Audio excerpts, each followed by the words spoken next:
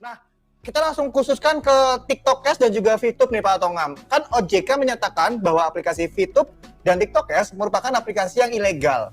Nah, kalau dikhususkan kedua aplikasi ini, alasan kedua aplikasi tersebut disebut ilegal tuh gimana tuh Pak Tongam? Ya, perlu kami luruskan bahwa yang menyatakan aplikasi VTube dan TikTok Cash ilegal bukan OJK, tapi Satgas Waspada Investasi. OJK, sebagaimana Undang-Undang 21 tahun 2011, melakukan pengaturan dan pengawasan sektor jasa keuangan, yaitu perbankan, pasar modal, dan industri keuangan non-bank. VTube dan TikTok Cash ini bukan jasa keuangan, sehingga bukan berada di bawah pengawasan OJK. Tetapi dalam rangka perlindungan masyarakat, OJK membentuk Satgas Waspada Investasi. Oleh karena itu, penanganan kedua entitas ini adalah oleh Satgas Waspada Investasi. Demikian supaya kita paham bersama bahwa tidak ada kaitannya dengan OJK. Walaupun saat ini OJK sebagai ketua Satgas Waspada Investasi. Kedua, aplikasi ini, VTube dan TikTok Cash ini diduga merupakan kegiatan money game. Kalau kita lihat feature VTube atau VTube ini, kegiatannya adalah memberikan penghasilan untuk para membernya dengan menonton iklan di aplikasi. Dengan menonton iklan 10 iklan per hari. Kemudian member akan mendapatkan poin, view point yang dulu disetarakan 1 poin itu dengan $1. Kemudian member juga dapat membeli fast track untuk melakukan misi-misi tertentu. Sehingga dengan misi-misi yang lebih tinggi atau bintang yang lebih tinggi, mereka bisa mendapatkan VP yang lebih besar. Selanjutnya juga terdapat jual beli di antara member, jual beli view point. Tentunya ini dilaksanakan untuk melaksanakan misi-misi yang lebih tinggi, sehingga semakin tinggi misi kita, semakin banyak viewpoint yang diperoleh. Tetapi dengan tadi ada persyaratan untuk menyerahkan beberapa viewpoint sesuai dengan tingkatan bintang. Kemudian juga ada mekanisme sistem referral, member get member, dengan memberikan penghasilan tambahan kepada pengguna, mendapatkan fee 5% dari yang diajak. Nah, secara umum harusnya memang VTube ini kalau memang merupakan jasa periklanan dan memberikan keuntungan kepada membernya, harusnya tidak ada pembelian atau penyerahan viewpoint kepada VTube. Tetapi cukup saja orang menonton, kasih uang. Nah, itu harusnya. Kalau begitu memang ini bisa meningkatkan pendapatan masyarakat. Jadi tidak ada embel-embel, contohnya kita rekrut orang, kemudian dapat fee, kemudian kita bayar viewpoint kepada VTube sehingga kita bisa selama 40 hari contohnya kita bisa mendapatkan viewpoint. Nah, ini juga ada mekanismenya. Mereka ini ada bintang 1 sampai bintang 6 untuk melakukan misi harian yang dikatakan 40 kali misi harian dan bisa diperpanjang. Contohnya di bintang 1 itu saya secara gratis bisa mendapatkan 14 VP dan 10 VP-nya saya harus merupakan biaya ke VTube. Sampai ada bintang 6 mencapai 10.000 VP. Tetapi apa yang terjadi, semakin tinggi bintang saya, semakin income saya per hari semakin besar. Contohnya pada bintang 1 saya per hari itu income saya hanya 0,3 VP. Mungkin sekitar 3.000, 4.000 rupiah ya. Tetapi pada saat saya bintang 1, VP saya akan mencapai 337,5 VP, bisa kita kalikan dengan 14.000. Nah, kegiatan-kegiatan ini tentunya ada biayanya. Biaya inilah yang diduga merupakan kegiatan menghimpun dana, walaupun bukan uang yang disetor, tapi VP. VP ini kan dibeli juga. Nah, ini yang pertama. Kemudian yang kedua juga mereka ini membangun tim viewer, mencapai peringkat-peringkat dari bronze sampai diamond, dan di atas dasar peringkat-peringkat ini mereka mendapatkan VP yang lebih tinggi jika mencapai total viewer yang lebih besar. Contohnya kalau viewernya 20 orang bisa 0,15 view per hari. Tetapi kalau contohnya viewernya sampai 100.000 per orang, itu bisa mendapatkan lebih kurang 275 view per hari. Jadi kegiatan-kegiatan ini memang kegiatan dengan get member. Itu live itu.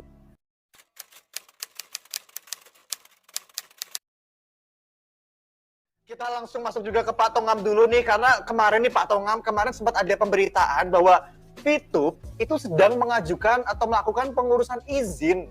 Nah, sementara tadi disebutkan kan sama Pak Tongam, VTube menggunakan skema referral yang sebenarnya nggak boleh digunakan untuk penawaran jasa. Kayak apa ya, sebenarnya isu-isu itu gimana sih Pak?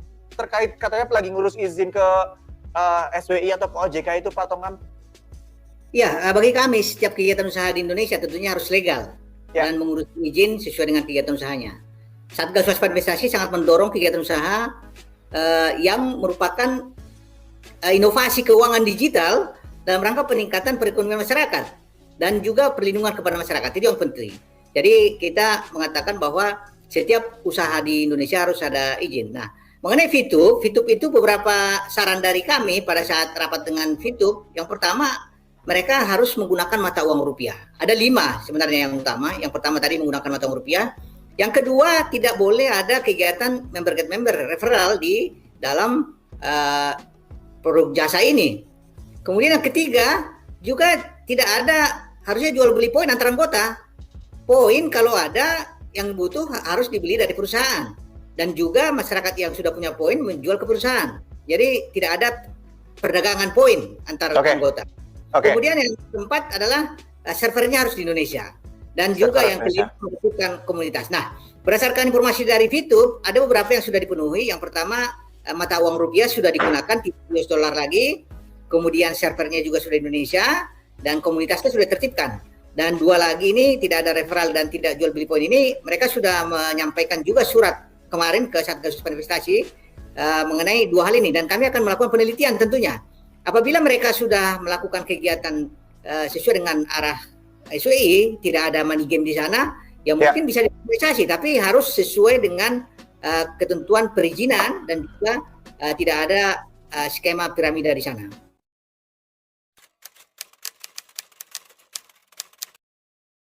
Ya, pertanyaan kedua dari Nur Fauzi Bintaro Tangsel. Wah, siap.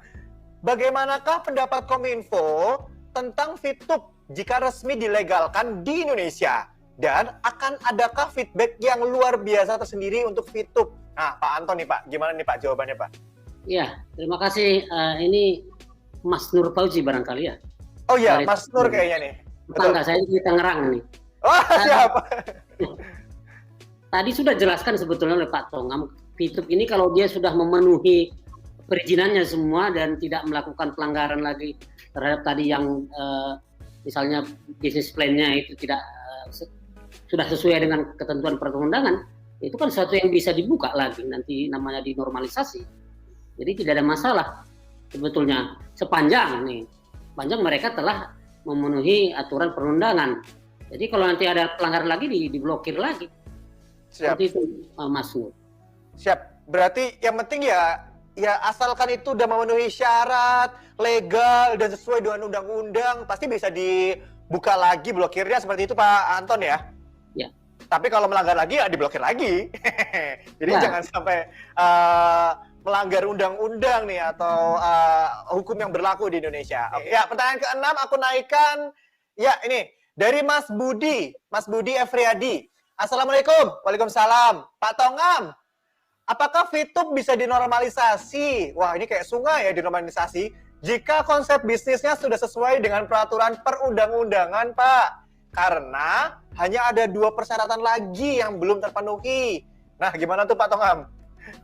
Iya, seperti kami sampaikan tadi, dinormalisasi bukan naturalisasi ya. Dinormalisasi bisa saja. Jadi ini juga perlu disampaikan kepada masyarakat bahwa Satgas Waspada Investasi dan pemerintah mendorong sebenarnya kegiatan kita ini yang memberikan kontribusi pada perekonomian Indonesia.